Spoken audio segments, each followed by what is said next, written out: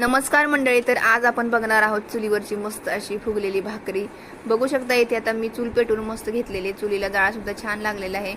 पीठ चाळून घेतलं आणि मस्त त्याला खसखस असं छान असं मळून घेतलेलं आहे। बघू शकता इथे पीठ जरा चांगलं मळलं तर भाकरी एकदम भारी होते, मऊ होते आणि थापायला सुद्धा व्यवस्थित येते।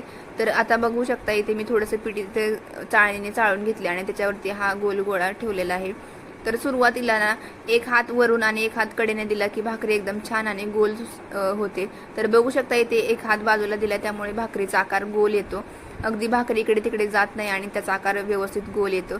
तर अशा प्रकारे छान अशी भाकरी थापून घेतलेली आहे। सुरुवातीला एकाच हाताने थापली आणि नंतर दोन्ही हाताने छान अशी थापून घेतलेली आहे आणि मग तिला छान असे अलगद दोन्ही हाताने व्यवस्थित उचलायचे आणि छान अशी तव्यावर टाकायची।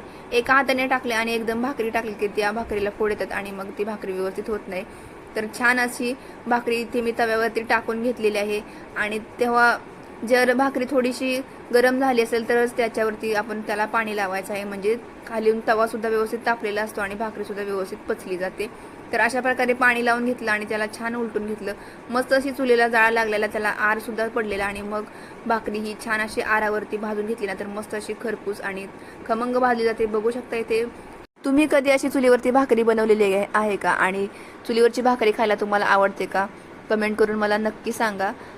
व्हिडिओ आवडला असेल तर लाईक करा, शेअर करा आणि सबस्क्राईब करायला सुद्धा विसरू नका। भेटूया नंतर अशाच एका छान गावाकडच्या सुंदर व्हिडिओमध्ये। बाय।